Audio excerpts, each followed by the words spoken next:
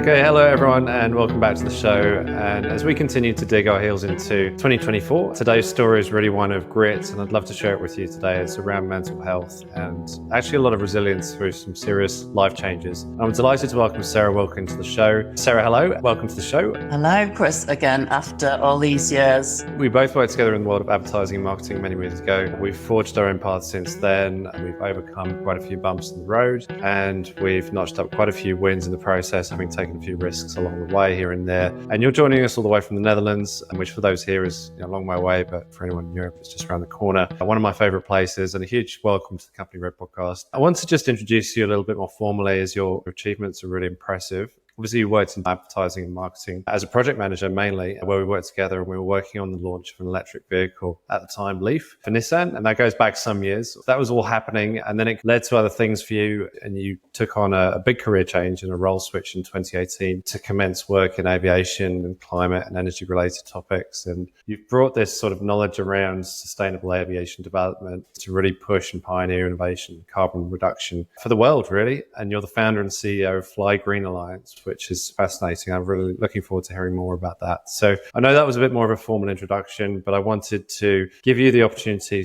to tell the story in your own words, really. You mentioned off air that your story was something that was quite personal, quite private to you up until now, really. So people out there, I'm sure, are looking forward to hearing it, and there'll be plenty of things that we can learn from it as well. And we can pause and jump into some of the themes as they come up. But I'd love to just hear about how things went for you in your own words, if we can start with that. As you said, yeah, Nissan Leaf I think it was over 10 years ago. So it's interesting to look back and realize I was quite often working in automotive, and now I can bring the sustainability and advertising and comms work to our work at Fly Green Light. So yeah, it's a realization as well. As I was saying to you also, Chris, that I've done a few different podcasts. I was really interested in yours because it is about transformation. One of your big themes is entrepreneurs. I wasn't totally sure of the word, what it meant, but actually you explain it's about when you kind of champion or go for a topic internally in your company and make that kind of your own. At least kind of my interpretation. And that is definitely how Fly Green Alliance started, because I was working in a hotel. I'd come back to Amsterdam. I had been working in London for a long time. I'd had a contract here, but I also knew personally I was getting very stressed living in London. I got a coach because I wanted to go on to a next phase in life. So I basically decided to make some big decisions, lifestyle decisions, but also career decisions. I wanted a career. I'd freelanced for about 10 years in advertising. Great, I bought a house and things like that, but it was stressful. So I came back to Amsterdam. I was lucky that I got a job I really liked in a hotel chain in the digital team. And that kind of brought really different things about for me. And yeah, I actually started championing the circular economy and sustainability within the hotel chain. But yeah, the kind of personal part I want to discuss is that everybody that knows about Fly Green Alliance has always said, wow, you've worked so fast, you've got really good visibility so quickly and things like that. And I think, yeah, I'm very proud, but I think what I don't often tell is what led up to that, and probably the reasons why I did work so hard, because the opposite was like not a place I wanted to be in. So I think just before I'd moved back to Amsterdam, I actually met my ex and we went into this whirlwind relationship, which was a lot of travel and meeting friends and family. And actually we got to the stage where we decided we were going for a family. We were naming our children. I was setting up moving to Switzerland, things like this. So it was like I started to go through the process of actually making my new life.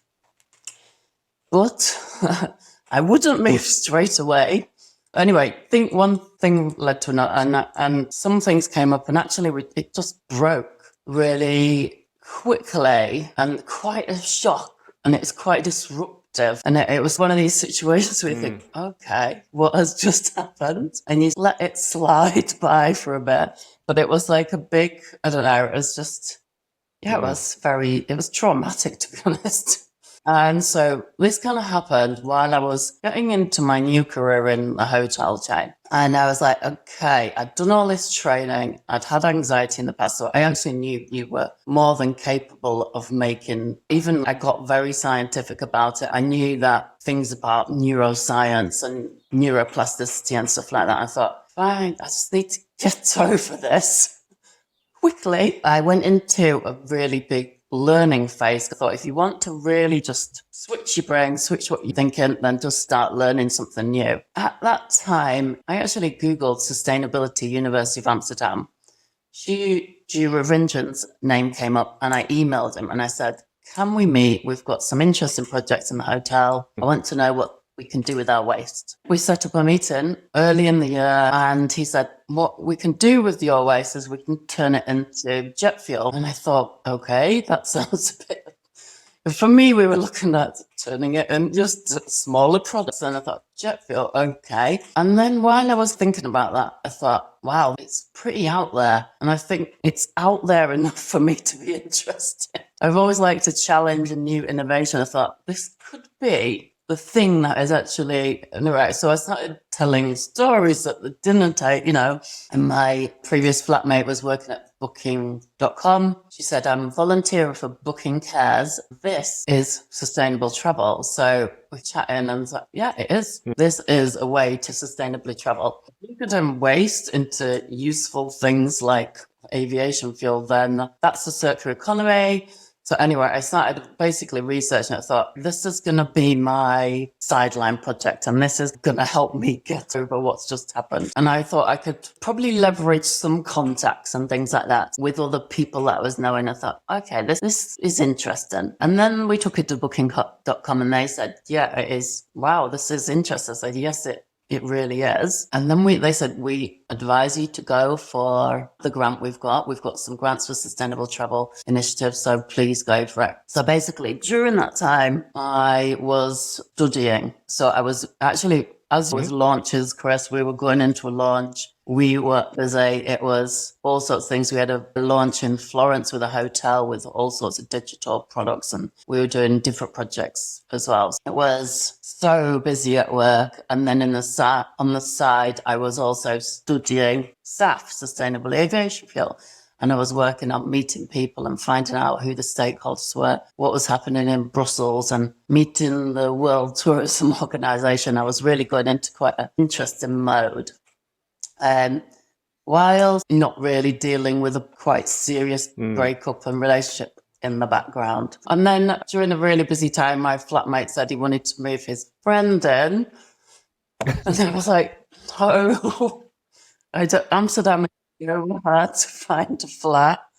And I was like, I can't do this right now.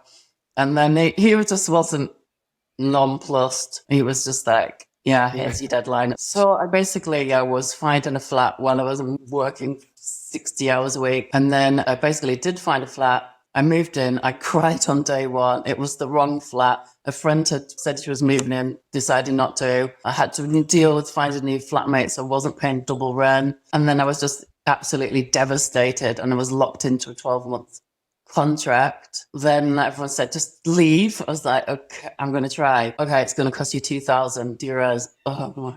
And then, okay, luckily the landlord said, we found somebody, you can leave. So I was like, very relieved. But then actually I was just staying at friends' houses and it was still hard to find a place. And yeah, even the hotel, they saw me really upset. A lady saw me really upset one day and she said, don't worry, we're a family here. Well, you can stay in the hotel if it's not busy for a bit. So I even stayed in the hotel like Alan Partridge for a while. And I just got through it, being busy and not having a proper house. But then I found the house I'm in now and it was just such a relief. And it was awesome. And I was the first one to see it. And I was like, yeah, taking it. Then 1 week later, after that, I was just getting my stuff together. I'd also promised a friend she could live here for a month, coming to Europe, and I could fulfill my promises to my friends and things like that. And this happened. Moved in with a blow-up bed, a lamp. There was no lights because in the Netherlands, everybody takes the lights off the ceiling. You had to pay for the floor. My friend lent me a duvet, so it was literally, I'm like, littlest hobo. And then I moved in. 1 week later, my manager calls me into a meeting. And even though basically I was going through the process of extending my contract, I'd worked there for over a year. It was my social life. I was investing in it.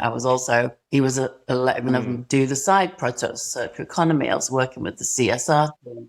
We were making new parts of the business. We were in all of the meetings. And then they basically said, unfortunately, we've got to cut your contract. And I was like, yeah, that was another crying session. I literally cried at the meeting because I was so devastated. And yeah, that was hard. That really was like, because that was basically everything I was doing. That was all basing my life in Amsterdam. So it was also a reason I delayed moving with my ex and things like this. So it was just starting to be like, oh my God, why did I delay that when you could just have the rug pulled at any stage? So anyway, this was just like now becoming quite a lot of things that had just happened in a short time. Lucky that actually one of my ex-colleagues in London had said, oh, we've got a project. It's a pretty big one. Can you come and help us deliver it? He knew me from London. Actually, I advised him to move to Amsterdam. So we knew each other pretty well. So I thought, great. And as soon as I was told my contract was cut, I actually left the next day and I went and did this new contract. But it was a big contract. It was with a internal ecosystem. It was just learning everything from scratch. Team were not being that helpful. I'd been a project director at the hotel. I was going back into being a producer. It's a different role. You forget you're not really supposed to contribute. So you're more a facilitator. So it was like I had to relearn all of this. Some people not helpful. And then my friend actually said, are you okay? I'm not okay. I said, actually, I've had all of this stuff happen to me and I'm not okay. It's like, I didn't think you were. I said, I just don't think I can cope with much more. And actually, it was a big shoot. It was supposed to be in LA. And I was like, I don't think I should go. And I was thinking, not all of this. And it was, some people were a bit, I'd love to go over. I was like, I've been to LA and I don't think I deserve to go and do that. And I can't do this. I'm getting so much to take on. And actually a week later, they said, we're going to ask you to leave. And I said, absolutely fair enough. I said, I'm basically at burnout. So that was a lot. I remember that day when I came back to the house and I was like, oh, that, wow. So I was thinking, okay.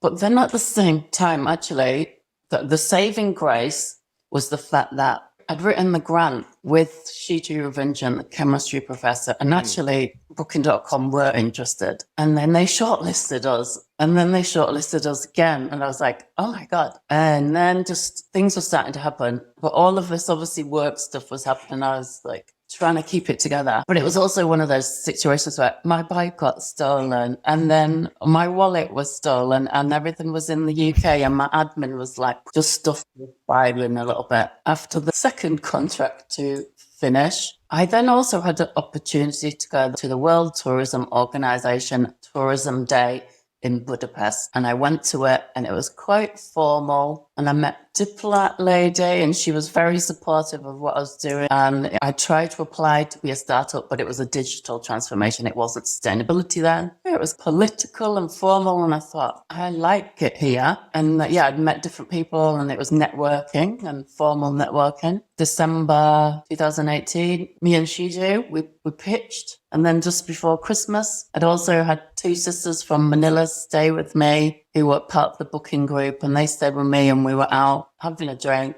And then I got a call from Shiju and he said, yeah, we've got the grant. I was like, everything was building because I was thinking, if we don't get this grant, this is literally going to be the worst Christmas of my life. This is literally, I think I'm just going to be depressed for life. But yeah, on a serious note, I knew I was heading for something it was not a nice area. It was not pretty. I think it would have been pretty dark. It was just so many layers. But yeah, so basically January 2019, I began to work from home and work on the project of sustainable aviation fuels. It was literally building network. I was going to Brussels a lot. I actually was taking the Flix bus because it was €10. I knew I needed to save money. I'd split my part of the grant in two because I knew I just thought, this is huge. This is actually politics and a huge aviation industry. I know nothing, nobody. Actually, I'd studied for a year, so I did know some things. Also, what I forgot to say is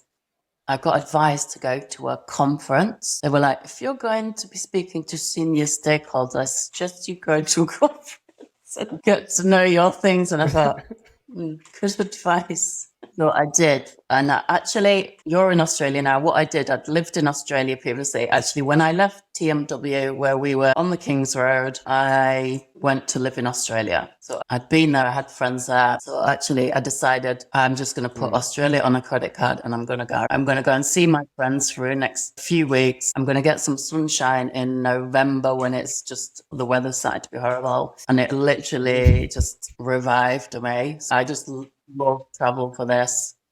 I love every aspect of travel, which is why I'm so happy that I can work in sustainable travel. It's definitely been a focus and a joy. I went to the conference. I realized I knew a lot more than I thought I would know. And then it was when we got granted. So I was telling people about booking.com, having the nerve to put my hand up in that room full of mostly guys in grey suits, and definitely me walking into a very different environment. Having to go from it was like professionalizing, formally asking questions, asking appropriate, smart questions and things like this. But I was up for the challenge. I was like, yeah, I like this. It's academic. I'll get back to being at school. I was pretty good at school at science and things like that. So I could finally get back to some academia. And then January. So basically 2019 was then just the challenge of a startup. But then I realized the breakup and everything that had happened was starting to unravel. So I was actually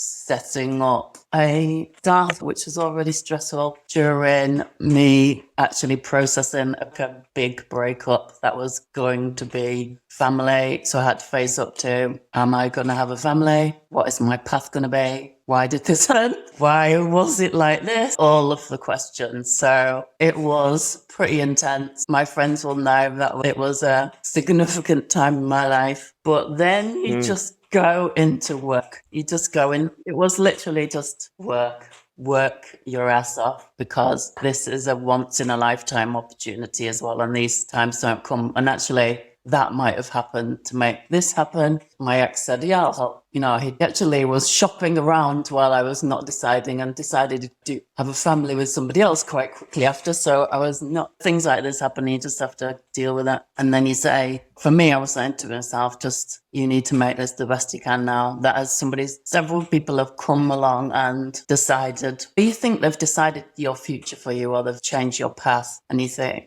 right now it's up to you, and you have to use all of your strength, and you have to dig deep, use your intelligence, and use your character, everything. So it was just a big transformation in that's only in a few years as well, and there's probably many more stories leading up to that too, both from your time in London and before that, probably as you were growing up, I'm sure, as well. But wow, what a journey. You packed it into the last 10-15 minutes of, you just told it, and there's so much there that we could go into. I'm just wondering where to start, actually. I think that one of the interesting things around, I suppose, awareness and self-awareness through some of those experiences. And when, I've been in not exactly those situations, but ones where you think, okay, well, I'm aware of what's going on and I'm in control, and control isn't always there, but at least if you're aware of it to some extent, then great. But it felt like in some of those instances, like you're just reacting to the bad hand that's been dealt, basically. You couldn't have done much to really prepare for that in some way. Yeah. Did you feel like were you assessing all of this as it was going on, or was it just all happening? This is why I thought I was all right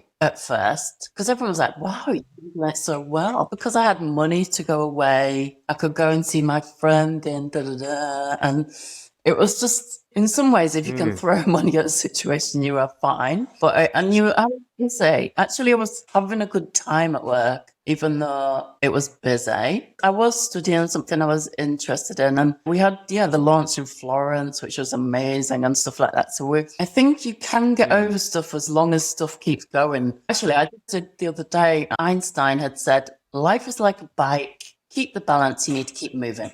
And I was like, that's true, Albert. And it just, it's the thing. If you do keep moving, so this is why I've always been like anyone that is also it. Like I've got friends that I get a little bit of some wind to lull. Like you need to keep walking and moving and doing yoga, doing this and this, and you just don't sit. And you might have periods where you're really low and you don't want to do anything and you can't even exercise, which is going to make you feel better. So for me, I'm lucky that I was always into yoga since age 25. It's in you. So I had that sort of well-being part, but I did smoke actually. So actually after that breakup, I was like smoking so much. I thought, wow, this is going to be bad. And I basically forced myself to give up smoking because I was so stressed. And I was like, I'm giving myself a headache. I'm so happy I gave up smoking. And I actually realized and also you can't go out the going out path where you're going quick. You have to really rein it in and stuff and say, actually, a cup of tea is better for me now. Do more yoga. Go to bed and wait. Tomorrow is a different day. So I had to steer away from certain friends that would be like, just come out and do this. And you think, no, it's not going to help me. So, obviously advertising world, we've all been in this work hard, play hard. So you do also need to like wise up. Yeah, no, it's an interesting one. I also found out about this. I thought it was yoga. It's Kundalini. And it's basically like breath work, breathing and holding certain positions or repeating certain positions. And when I first did it with my friend, we were like, what is this? Yeah, it was quite odd. But then after the 2-hour workshop, we were like, feel amazing. We were supposed to have like a boozy brunch. We're like, don't want it, don't need it. I feel fantastic.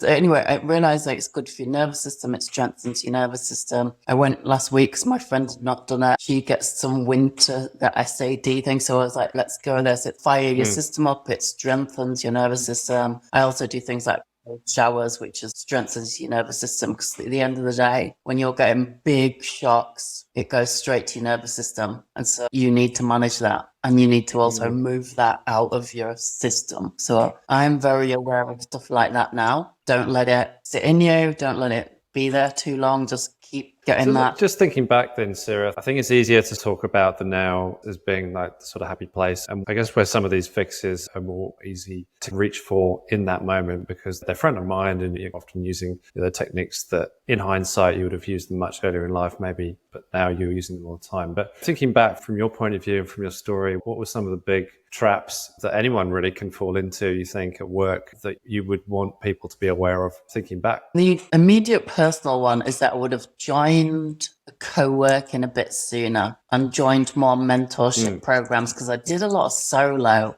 It's not actually good. It's not that good for you. That first 3 months of working solo, I basically cried every day for 3 months. It was just a physical reaction. I would, make sure you've got people around you, because it was 1 year before remote working. So I had to go through that pain everyone did in the pandemic. But again, that meant I was ready for the next version of pandemic life. And now I'm in WhatsApp groups with other freelance or consultants here in Amsterdam, and I can go and work at family, friends' house remotely and things like that. But I would just get your groups. It was a bit of a funny time for me as well, because I was moving away from advertising. So you're sort of moving away from friendship groups. So it's just try and stay connected, because I realized that for me, when I'm focused in work, my social life actually goes out the window, and I think I haven't even planned what to do at the weekend and stuff like that. And so at one point I had a schedule where it was my work schedule, but weekend as well, so that I literally remembered to plan it. But again,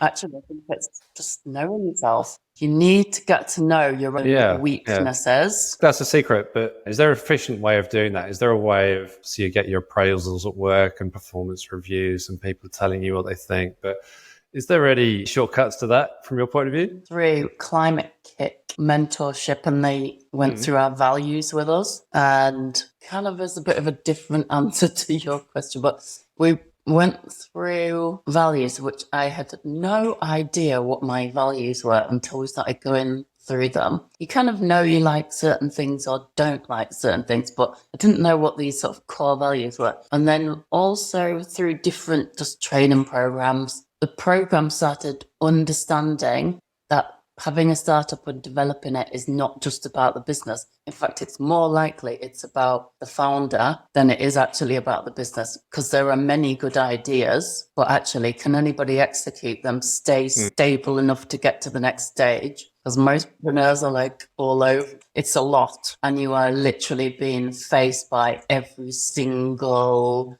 challenge you will possibly ever have. Financial, emotional, the fact that businesses can be quite, it's definitely not considering your well-being, shall we say. If you tell people things, they will sometimes take them and they will do it without you. You literally have to deal with all of these things that maybe in a friendship group or a workplace might be spread out over a longer period of time. So you would deal with them slowly. You're literally dealing with so many things coming at you at once, and you have to be really strong. So I think it's just I love that one where it's fail fast. Basically, just go into everything and understand. The more you can be sort of quite open and honest with people and just get to what you can either do for each other or your values quickly. I would say this in relationships as well. If you can get to this quicker, you will either be able to work out whether you can work together or it's not going to work. So I think that across business and personal, that if you can get to these challenge points and you see how you manage them or deal with them, do you like the way they operate? Do you like their approach? Could you partner with this business? Do they align with you? Do they like your approach? Are they going to just turn around and leave immediately? Or just stuff like that. Also, definitely don't take things personally. Business, personal, all of it. At the end of the day, sometimes people have an agenda and it's not your agenda. You want to get to that stage. I was on a mentorship workshop with women in football. We were talking about trust and things like that and chemistry. You kind of work with people that you spar with, you get on with, you've got good chemistry with, you understand how each other communicates, and that turns into good work because you can discuss, debate. You can also be wrong sometimes and people are not going to be, oh, that's terrible. We can't work with you anymore. You've made a mistake. As we've worked in advertising, stuff definitely doesn't go right all the time. So I already had this sort of training from project management, is that, yes, you've got a plan, but actually it is just managing that people kind of stick to this plan and actually managing personalities, people's stress levels. You're basically there to manage things going wrong constantly. Egos, you've got to also manage people that if you're creating something, you don't turn around and give the exact feedback from the client because they will go crazy. You learn to interpret and retell in the most constructive way. Oh, actually, that was really helpful for starting up work because I'd already learned you cannot feed back directly to people that are very passionate about, it's their work. And I make sure this is in our company actually now, that when I work with people or I get feedback and if it's in this advertising style, quite aggressive, not nice feedback, I say, hey, we don't work like that. Can you kindly feedback or can you feedback in a bit of softer way, because it's not really nice to receive feedback when it's just quite negative. So can you change the way you feedback? And some people are a bit surprised at first. Yeah, I definitely noticed when I came over here 6 years ago or so that everything seemed a little bit more transparent, a little bit more direct and straight down the line, say it how it is, but in a friendly way. And you could just have an open conversation usually. In Australia, yeah. In the UK, I think it feels like we've had this sort of awakening really in the last few years since COVID, and people are tuned into mental health and the whole movement, and just the awareness around it is much greater than it was before. It's great to be aware, obviously, but the sensitivity still comes from how you manage some of those situations. And not everyone really feels that comfortable in either feeding back less than directly or politely or more sensitively. Sometimes that can be considered as being a bit of masking as well. You're not really saying what you think and you're holding something back. And I know there are lots of signals to sort of interpret still. And I'm wondering whether you found that as well. There are still tricky conversations to be managed in one way or another. And how do you get around some of those? I've actually had a few recently where experiences or situations have not worked out and I've been extremely disappointed by the way they've been conducted. What I always do is leave it a while to let it sit. They say never respond to an email in anger, never respond with emotion, charged emotion, or I just think you can write your response but never send it. But then I think, actually, I wrote a thought leadership piece on radical honesty, which I think is a really interesting concept. Well, it's an approach, which you might like, actually, because it is basically almost the Australian approach. What it isn't is impolite. What it isn't is rude. It is just saying how you are seeing it from your perspective and giving literally your perspective, thoughts, opinions of how you see the situation, so that you then give the opposites, the other side, other person, group, chance to come back and understand your side fully before you come. Because what I've come to realize in almost every relationship is that you think you're saying something to each other, but each person has no idea that they think this, thought that, have done this. It's all misconceptions. If you can get to that place, it's almost like mediation, but you're doing it yourself. You don't need another person in the middle. Basically, it's getting to that place where you're just being honest about how you either feel, or, and it's almost like it's conflict resolving, really. And then if somebody might not come back to you, it might be that is the truth, and actually they can't respond to that. I also got taught one technique called the true, false, don't know technique. If you write down, say something has happened, don't like it, very unhappy about it, write down every single thought you have around that situation. Then write down what is true, that you know is factually true. What do you know is actually false and you just coming out of your own mind from somewhere? And what is don't know? And what you'll find out is about two truths, quite a lot of don't knows, and a lot of it is false. Yeah, that's right, isn't it? I mean, there is such a thing as fact, and there isn't actually much fact around in the world of work. If you unpick it a little bit, it feels like there's a lot of weighty opinions swaying around, and there are a lot of people preaching those opinions, but it feels like to consider that is a luxury, really. I think navigating it at the moment is also very hard. So what you were saying just then about almost playing back the situation, and it comes up in conflict resolution techniques as well, where you're essentially saying, okay, let's just pause. You might even have to play the role of a facilitator in some way or another, introduce a break into that conversation, make everyone go away and have a coffee and come back or something. And it's okay. That's a great opportunity to just kind of reset and play back where we are. And then you can basically just lay down the story or the understanding. And if people have got a different understanding, they can offer that up. And then you're leveling out what's going on, because otherwise it can quite quickly get railroaded by somebody else with a strong opinion. Yeah, and it gets escalated. And usually it's because obviously we come from our own place and we've got our own background. Nobody else has our version of our life or perspective because of our experience. You don't know another person's experience and what you're triggering. So you're basically going around probably triggering each other for different things. Hopefully people are coming from a good place, but actually not everyone. Some people are stressed, some people are angry, jealous, not having a good time, they're depressed. So I like to think, can't always do this. We're all full of bias and judgment, but I always try and give people the benefit of the doubt and think what's going on for them. And sometimes, my few friends have been snapping, and I think, I know if somebody snaps at me, I say, please do not speak to me in this tone of voice. Yeah, everyone has a bad day. Yeah. But obviously especially in families, sometimes you can snap back and you think, you have to come into your own calm and don't let people trigger you, but it's hard. These are definitely the personal aspects of being a person and having a business, is that obviously you're going around working on relationships and you hope there are absolutely positive parts. We're just talking about the conflict part now, but do you reckon you've taken the step, obviously big step, to move from both freelancing world and working within bigger organizations to then set up your own? Do you think that there are big lessons that you can learn along the way within organizations that set you up well for entrepreneurs' life in one way or another? What were some of those things, do you think? You're always looking for new sparks of inspiration and ideas. And for me, I've realized I'm a connect the dots person. You can connect that dot and then I spoke to a graduate this week, and she's interested in doing some potential work with us. But she works in an organization, and I said, my advice is find out one project that you're allowed to do and can do internally that's going to be your interest.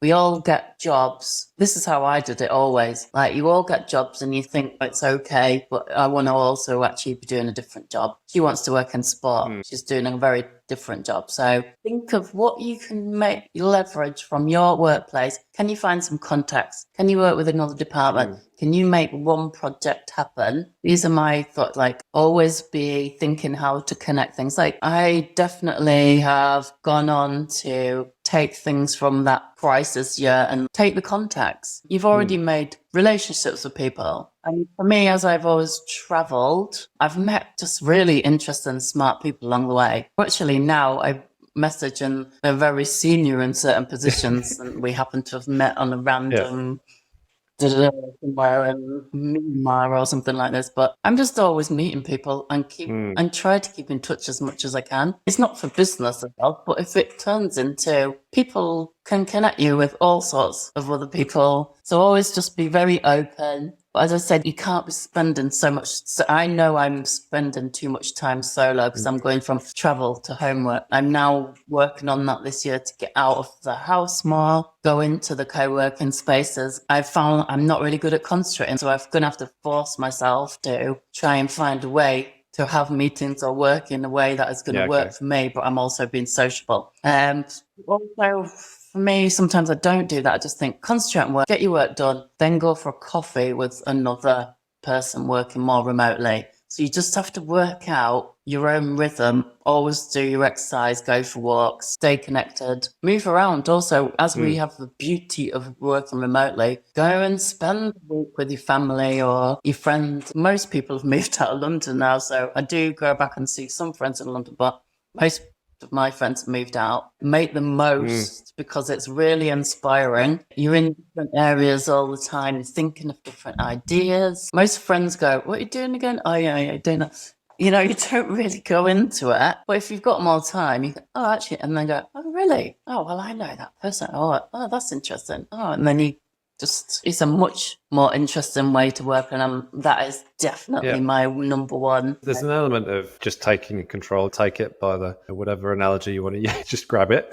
basically, and make it yours, and start with you and what you need, and then make sure that you also connect in a way that works for you as well. I think there was a massive shift to working from home, but nobody really knows how to. They like the aspects of working from home, obviously, but in terms of socializing, remaining connected to other peers, both in your work, in your organization, maybe outside in your industry. I had a question today on LinkedIn. It was about LinkedIn and whether, if you were active on LinkedIn, whether that was saying something about you. And if you weren't active on LinkedIn, was that a sign of you having a really healthy career? And it kind of started a bit of a conversation around that. I think you have to, even if you're in an organization, you have to connect to the outside world, because otherwise you're controlled, probably, because you haven't got the perspective of that outside world either. And even if you're outside, you need to be connected to other people on the inside. It's just about nurturing that connection in some way or another, in whichever way is right for you. Because otherwise, if you're isolated, then life still goes on in other places and they're not connected to you. So you still need to put yourself into those situations as well, I feel. What do you think? Got some really interesting clients. The benefit you can bring is that you are more mobile, agile, is that you can go and learn about much more by going to all of these different conferences, areas, places than they could do themselves. And that's what they definitely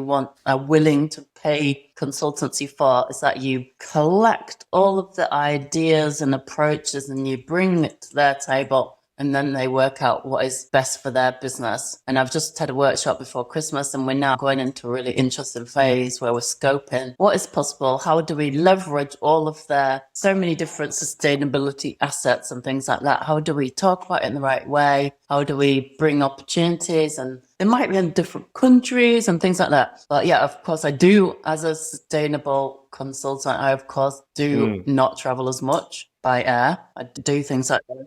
But I also do believe we absolutely need to keep traveling. You cannot just stop that part of life. For me, it's part of... Yeah, you've taken on something really ambitious in that respect, because obviously it's aviation and it's the biggest culprit, I think. Am I right? Not actually. Construction and agriculture is one of the months. So aviation is actually less than automotive. It's about 3%. I think in Europe it's 12%, but cars are 60%. So Okay. it's quite a misconception in that way. Good to clarify these things. But even so, you work in a field where you would probably have to travel, and just even the basic things of having to think about other ways to travel or sustainable ways to travel it's something that if you show that people can do that, then obviously people will see that it's possible. You need to test things as well, because like me and the guy I'm working with, we're testing different routes to try and connect them in Europe, and how can this be good for business, and approaching rail companies. And there's blockers. You literally need to go around and go, what is that blocker? How can I unblock it? How can we make this a project, a pilot? So you have to live it, and you have to understand on the ground what's happening. That's also an interesting part. If you are in innovation, especially travel, you can't sit in an office or at home. You need to be doing interesting. How are you actually going about bringing about the change that needs to happen? If you could talk to that a little bit. Yeah, I had to get to know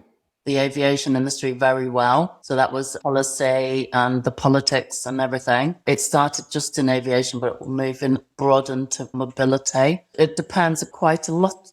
I started getting called a thought leader and things like this, and was put on panels with EasyJet and Lufthansa and all sorts of people. So I was lucky that I was probably the only one and the only woman doing this kind of work at the time. So of course it helps to bring awareness of the topic anyway. But it was starting to do this work. You literally have to be going to events and speaking to people and understanding their remit and why they're not doing it. And you're literally getting feedback constantly. But then we're lucky that during the pandemic, people were saying, oh, we need this kind of consultancy. It's quite niche and we didn't know it existed. But it's literally finding interesting people to work with, work on their strategy. And then I've just done a schedule for us and put in some of our reach. One of our clients has got 160,000 employees. One has 1 million followers on Instagram. Another has 19,000 customers. Now that's how you can make more impact. You literally be involved with somebody else's really big global strategy. And then you can be small and still have the impact. It's really cool. Yeah, just coming back to the point that you just made around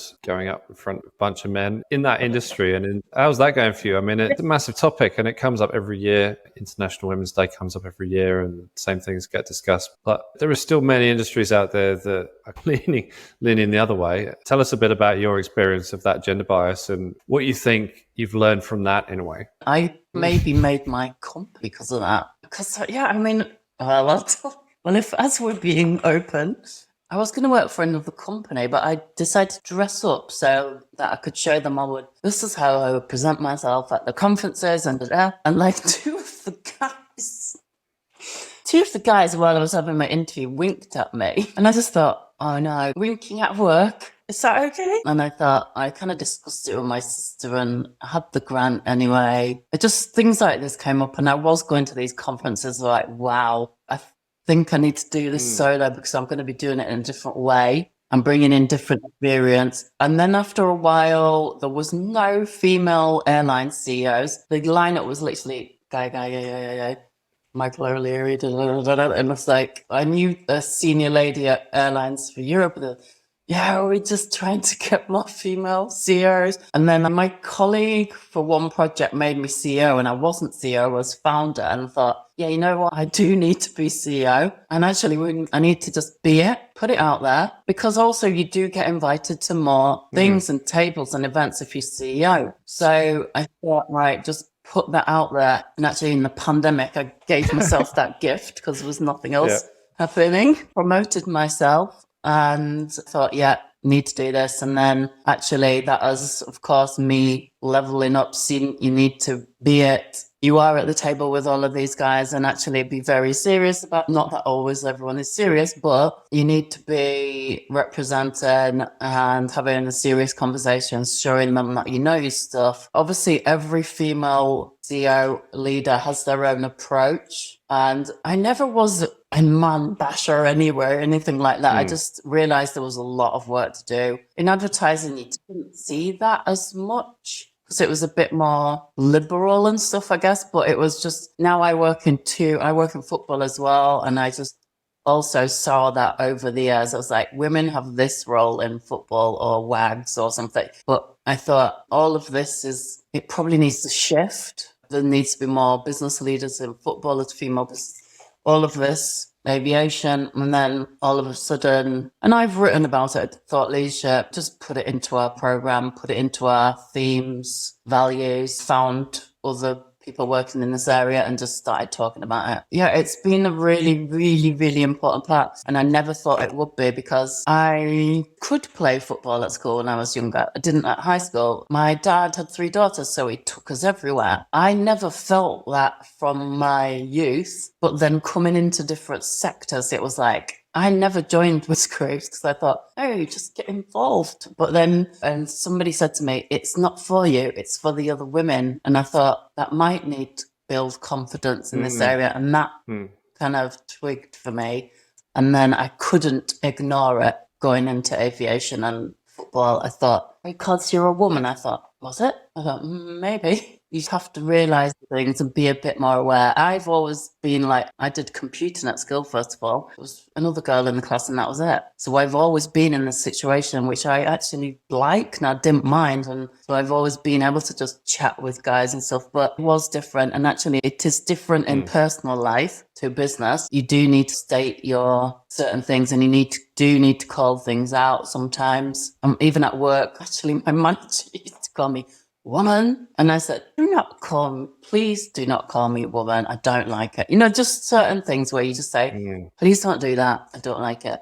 Can you say it in a different way? You just start slowly calling out different language. Language, massively important. Just start using different language so we get used to. But now the women's football and the women's football group, so much good work is happening. And it's challenging all the senior guys and the CEOs. And I've responded to some diversity inclusion roles and consultancy pieces because I'm like, I can see why there is still bias in your organization. I know why it is. I've studied it. I've read it. I read the female lead. I follow a lady called Lainey Molnar. She's piloting everything. You just need to be shown what these biases are, because not every person, but women have them as well. The UN said 9 out of 10 people are biased against women, meaning women are also biased because it's ingrained. For me, it's about bring that to the surface, show it, because actually most guys will be supportive unless they've got their own type of agenda. And that, that was also part of my realization from my ex. He said, I don't think you're going to be able to support. And I thought, what kind of support do you want? I can cook and I can clean, but I can also do strategy. So I think you have to realize what is your value and make sure you don't get undervalued, because that's what's happening. Women are undervalued or just slightly sidelined, and they might be even doing it. We might be doing it ourselves with the language we use, or disrespecting ourselves or putting ourselves down just because it's the habit. So I've stopped doing all of that, and I put myself in any room now, and I am invited to a lot of rooms now, which is the great thing. And so, when I finally on the stage and I'm speaking to people in the room and they're listening, that is a very, very good achievement for me. Yeah, I mean, it's amazing. It's amazing. And just hearing you talk about it, it kind of brings together a number of themes that we've covered in this chat already, because it just feels like you have to be upfront. You have to be very much aware of the situation in which you're in. And it feels like that speed of response to what you're noticing, and then done in a way that's, of course, appropriate for the situation. But it has to be called out there and then, because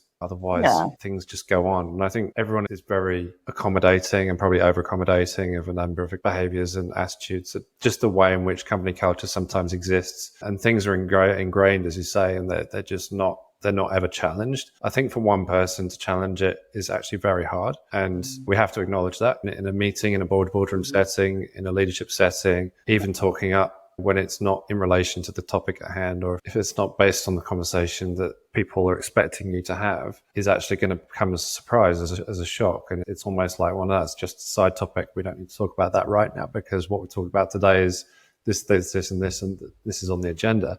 So it's a hard thing to maneuver, and it's also a skill. But I think that everyone needs to be aware of that as a card that they can play at some point, so that when it happens, you just got to put it on the table, I think. What do you think? Sometimes you think, oh my God, I'm so heavily into the politics of everything, and it can get heavy. But you do need to take a step back sometimes as well and get out of that mode, because you think, why am I challenging everything? Why is this my job? And you think it's not your job. You're just choosing to do it. but you are choosing to put it in the company. So do it. Don't think it. You just, I don't know, it's a bit of a tricky one, and you just accept that it is a challenge, but you also have to accept people don't mean to do it always. Some do. And you just have to realize there are some people out there that are never going to be that great to people, but just sideline them, move away from those people. But most people, once they understand what you're all about and what you're working to achieve, will really get on board. And actually now I did one piece and highlighted 2 pictures, and now there's about 10 female airline CEOs. So I'm very proud of that. You can never obviously I did not do that, but I was part of that by showing that female CEOs are in this area, in this sector, and there's many capable and able to sit on the table with the big boy, So I think there's just loads of, and it's not even that, there's senior women that have been working for decades. So it's also not being wanted. And there's a lot of youth programs that are trying to show girls they can be pilots and stuff like this. So it's literally just putting the work in, because it's not always meant to happen.